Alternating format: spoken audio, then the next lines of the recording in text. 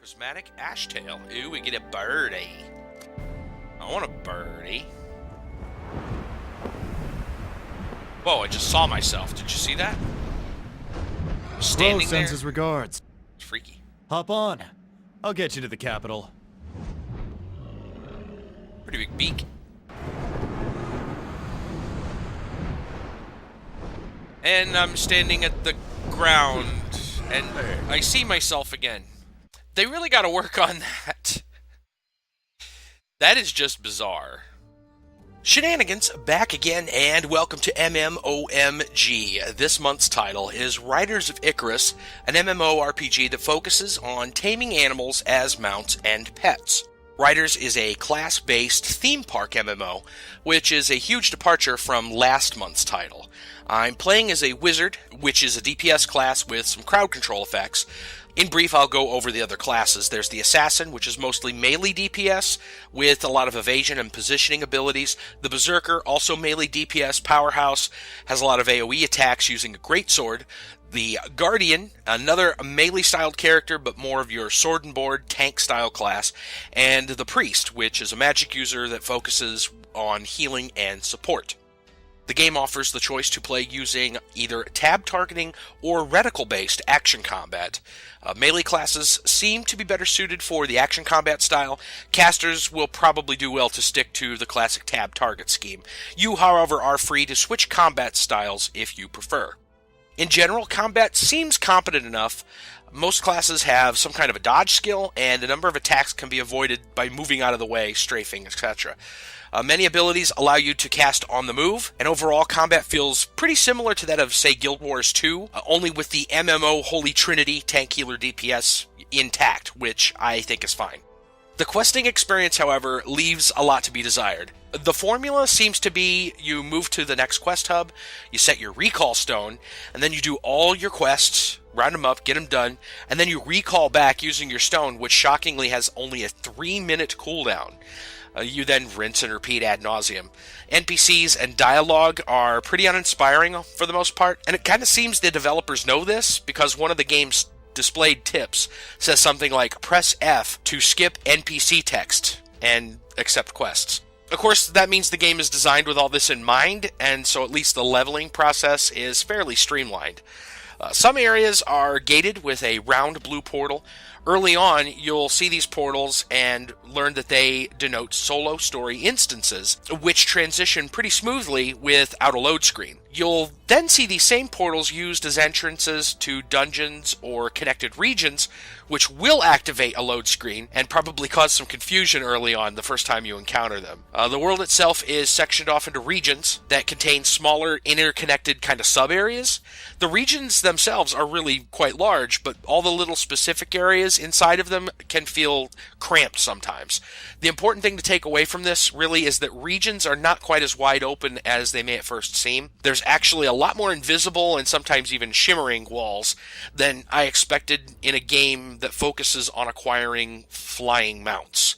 Zones aren't entirely linear, but it feels like they might as well be most of the time, and the sense of exploration in this title is almost non-existent. Again, this might also be intentional. It's funny, it seems like the developers assume players won't even explore a few paces past their quest objectives. Case in point, I was gazing up a set of stairs dotted with these dark wizards, which I was tasked to kill during a quest, and I spotted this round platform only a few steps away at the top of the stairs. I was disappointed to discover that it was empty. It led to the mouth of a cave, but that was sealed shut. So I went back down to the bottom of the stairs, handed my quest into the NPC, and he insisted I go check the platform back at the top of the stairs where I was just at. On my return, I find this giant black obelisk with a blue crystal in it, which didn't exist some 60 seconds ago. The logic escapes me. Anyway, with small areas also comes small mob aggro ranges. You can often get very close without angering a mob at all. At one point, a friend and I rode right through the center of an entrance flanked by guards, and none of them chased us, which kinda defeats the point of having a guarded gate. Similarly, mobs have a frustratingly short reset point, and as a class that's supposed to blink around and kite mobs, I frequently saw them reset, which is very frustrating. As for personal progress, I made it to level 19 in my first week, though I could have probably hit 20 had I remembered to use the recall stone more often and just get around quicker. I have about 24 hours logged into the character, but I'd say 5 of those or so were downtime as I experimented with crafting, did bank and inventory maintenance, things like that. I've tamed at least a dozen beasts and soloed the first 2 dungeons on both the story and elite modes, getting some nice loot in the progress. Speaking of dungeons, the main questline eventually leads you to the world's various dungeons. Completing the solo story version of a dungeon unlocks elite mode, which is designed for a small group and even includes a difficulty slider, up to 5 different degrees of difficulty. You can later on then move to heroic and even legendary versions of the instance for bigger challenges and better rewards. Speaking of dungeons, Gustav, the manor chef in the second dungeon, gave me a bit of trouble. I finally died for the first time at level 18.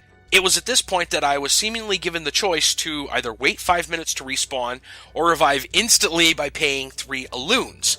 Alloons are a currency used primarily for cash out purchases and unlocking bank and familiar storage slots. So at this point I was a bit frustrated because it seemed like a very annoying penalty. However, doing some research, I found out the wait timer is actually just an automatic revival at the dungeon entrance, and you can click on the button to revive at the entrance right away. That wasn't entirely obvious because it looked like the button was linked to the timer, so I was confused. If you're curious, the Alloon option does revive you right where you died, making it more of a time-saving feature than anything else. I do have a lot of other topics to touch on, but this episode is already long enough. Next week, I plan to cover the various uses of familiars, explain the extraction and tempering system, and take a look at crafting, among whatever else happens throughout the week. You can join me on the Hakkane server, North America, or watch live Saturday through Wednesday nights, starting at 8 p.m. Eastern on my Twitch channel. That's twitch.tv/shenanigans1930. Remember to like and subscribe if you're enjoying this series, and I thank you all so much for watching. Until next time, take care, guys.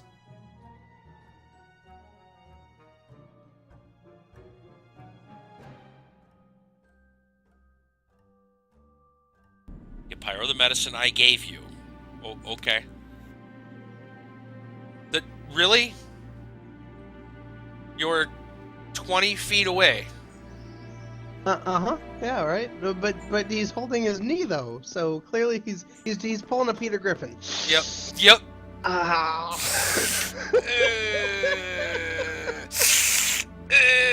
He is too. He's holding his knee. I got a magic ticket.